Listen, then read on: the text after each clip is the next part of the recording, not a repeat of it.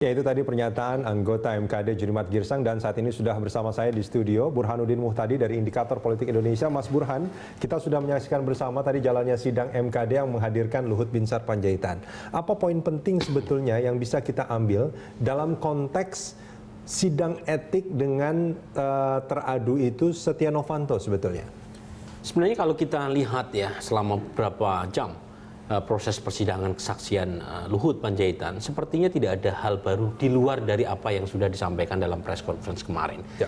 Jadi ini seperti panggung yang sengaja diciptakan, dibuat untuk memberikan kesempatan kepada Pak Luhut mengcounter isu pemberitaan terkait dengan apa yang dianggap sebagai spekulasi miring. Bukan sidang etik sebetulnya ini. Bukan. Kan ini lebih. Makanya saya sendiri dari awal tidak terlalu optimis sidang ini bisa menggali lebih banyak informasi terkait dengan masalah yang selama ini kita ingin lihat ya. Dia kan dalam rekaman seolah-olah gitu, seolah-olah menjadi bagian plot penting Setia Novanto maupun Riza Khalid untuk memperlancar aksinya gitu.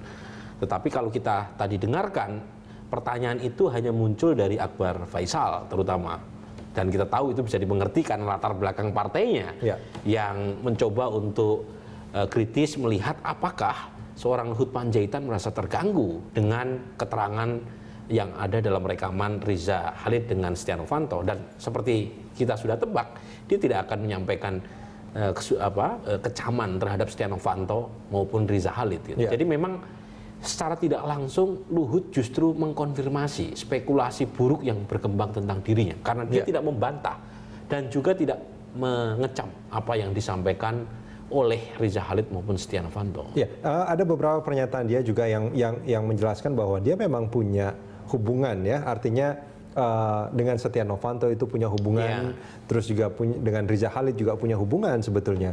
Apakah ini juga menjadi satu pernyataan penting dalam sidang ini sebetulnya yang bisa kita tempatkan dalam posisi tertentu lah?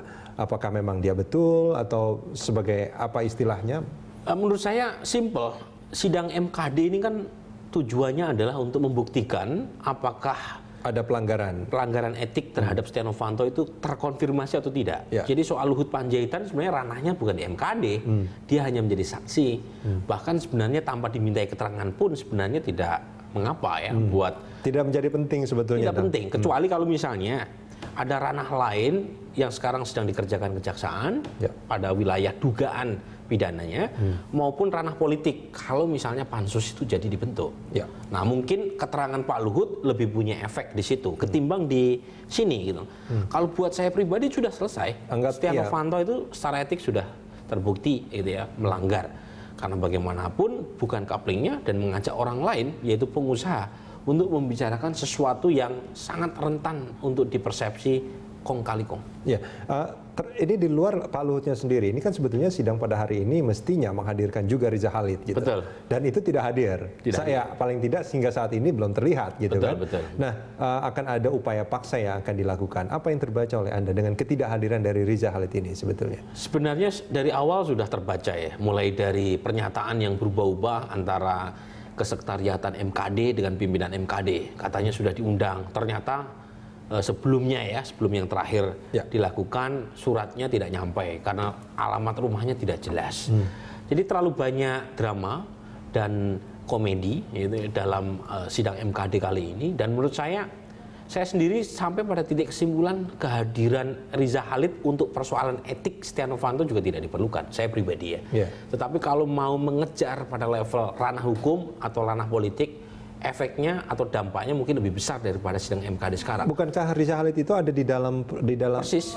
Orangnya memang ada di dalam rekaman itu, artinya diduga ada di sana. Bukankah keterangan dia juga menjadi penting? Kita tidak sedang mengadili etikanya Riza Khalid, kita sedang mengadili etikanya Setia Novanto. Dan Anda tahu ketika konfirmasi sudah terjadi bahwa Setia Novanto mengakui ada pertemuan itu sudah selesai secara etik.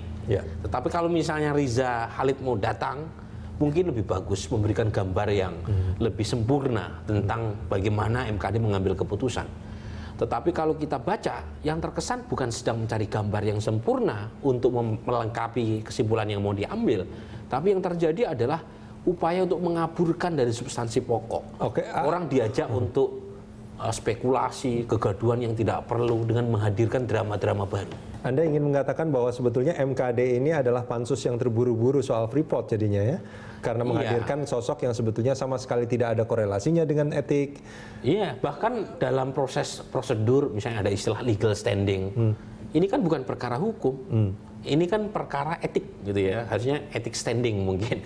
Kemudian ada juga bahan pertanyaan yang mirip seperti penyidik yang sedang meminta keterangan entah itu tersangka ataupun saksi. Jadi terlalu formal, terlalu detail untuk hal-hal yang terlalu terang benderang. Nah, tapi kalau misalnya mau dibuat seperti itu ya silahkan. Tapi ingat, MKD ini sedang berupaya dan menenggang rasa dari publik. Jadi kalau misalnya publik ini sudah hilang batas kesabarannya, saya khawatir alih-alih MKD ingin memuaskan publik dengan proses semacam ini, yang terjadi adalah backlash. Publik makin marah dan tingkat derajat kepercayaan publik terhadap DPR sebagai institusi yang menaungi MKD itu makin merosot drastis. Menurut Anda apakah kepercayaan publik itu masih ada artinya dengan proses yang sedang berlangsung sekarang ya? Terakhir survei Kompas menunjukkan 85% lebih ya publik menganggap bahwa Setia Novanto bersalah. Secara etis dianggap ada batas yang sudah dilanggar oleh Setia Novanto. Ini angka yang besar karena sebagian bukan berarti setuju atau menganggap bahwa Setia Novanto tidak etis, tapi sebagian menjawab tidak tahu gitu. Jadi yang menjawab sudah terjadi pelanggaran etis besar sekali. Nah, kalau kemudian MKD bermain-main dengan perasaan publik, akal publik, nalar publik semacam ini, itu terlalu besar, terlalu mahal harga yang harus dibayar oleh demokrasi. Paling tidak kalau hitung-hitungan kuantitas ada 85% responden Kompas yang mengatakan bahwa Setia Novanto itu bersalah atau melanggar etik itu, kalau vonisnya tidak sesuai dengan itu, ini akan mencederai. Persis. Jadi derajat kepercayaan akan merosot. Syukur-syukur tidak sampai gitu ya. Saya sendiri sangat tidak berharap terjadi semacam anarki gitu ya. Dan ini sangat tergantung oleh MKD sendiri sebenarnya. Menurut saya yang ideal demokrasi kita itu mengarah pada democratic civility. Jadi tanpa harus menunggu MKD menyidang masalah ini, ada jiwa besar dari Setia Novanto karena ini politik itu terkait dengan trust dan kepercayaan publik, dan ketika berita itu sudah terbangun, dia menyatakan mengundurkan diri. Ini democratic civility. Ini yang terjadi untuk kasus Presiden Jerman ketika ada isu terkait dengan plagiasi yang melibatkan disertasinya, baru muncul di berita, langsung dia menyatakan saya mengundurkan diri. Itu sebetulnya banyak yang menyatakan seperti itu sebelum sidang Setia Novanto itu berlangsung. Lebih baik dia mengundurkan diri paling tidak sebagai ketua DPR, mengundurkan diri sebagai ketua DPR. Tapi ternyata memang yang terjadi adalah penundaan, tapi terus kemudian Setia Novanto juga tetap hadir dalam sidang itu. Nah, ini kan menunjukkan satu sikap yang maju terus pantang mundur sebetulnya. Nah, ini akan seperti apa menurut Anda? Itu dia. Jadi ini salah satu minus ya, catatan buruk dalam demokrasi kita, di mana pemimpin itu tidak memberikan teladan. Karena dalam politik trust itu harus di atas segalanya. Lepas salah atau benar, ketika trust itu sudah tercidrai, disitulah seharusnya pemimpin itu memberi pelajaran bahwa harga yang harus dibayar ketika trust itu hilang, saya mengundurkan diri. Saya tidak punya semacam otoritas untuk menempati kursi yang saya tempati ketika kursi itu sendiri di mata publik yang memberikan kursi itu sudah rusak. Boleh nggak kalau dikatakan bahwa legitimasi seorang pejabat ketika publik itu sudah tidak percaya pada mereka itu sebetulnya sudah hilang, meskipun mungkin secara legal memang dia masih jadi punya kan hak, ada gitu. legitimasi hukum, ada legitimasi hukum biasanya terkait dengan legitimasi formal, kemudian ada legitimasi sosial politik terkait persepsi publik yang memberikan mandat, ada legitimasi etis. Untuk dua yang terakhir ini sudah rontok. Jadi bangunan legitimasi yang menopang seorang Setia menjadi ketua DPR practically selesai. Tapi legitimasi formalnya masih dia pegang. Nah, masalahnya adalah apakah mau ngotot gitu di tengah ini? Dan ternyata memang beliau masih mau ngotot.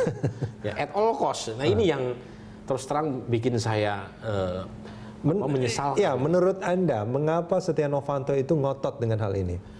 Karena persoalannya bukan hanya punya implikasi secara personal kepada Setia Novanto. Ini persoalannya terkait dengan dengan faksi yang ada di belakang Setia Novanto, terkait dengan persoalan internal Partai Golkar, terkait juga dengan koalisi non pemerintah, terkait juga dengan kepentingan ekonomi juga gitu. Jadi ada banyak kepentingan yang terlibat di dalamnya yang mengakibatkan seseorang seperti sulit untuk keluar jiwa besarnya itu. Oke, artinya banyak sekali apa istilahnya kotel efek atau apapun itulah yang akan berdampak panjang sekali dengan efek apapun domino, dengan domino keputusan effect. apapun yang akan dia ambil. Persis. Nah karena itu sebenarnya simple. Kalau misalnya ada kesepakatan bersama, siapapun dia, ketika seseorang mendapatkan mandat dari publik dan kemudian mandat itu sudah dipersoalkan secara etis, secara sosial, seharusnya berhenti. Kita bisa berkaca ketua DPR, belum lama di Australia, dia menggunakan dana publik untuk menyewa helikopter di sebuah acara di Geelong. Nggak banyak, cuma $5.200, itu sekitar 52 juta. Uang dikembalikan, kemudian saat yang sama dia menyatakan mundur. Dan selesai. Hanya 52 juta? Hanya 52 juta. Dan uang pun dikembalikan. Ya. Tapi karena masyarakat memprotes, kenapa pakai uang negara untuk acara partai di Geelong? Dia dengan sangat berjiwa besar mengembalikan uang itu dan mundur.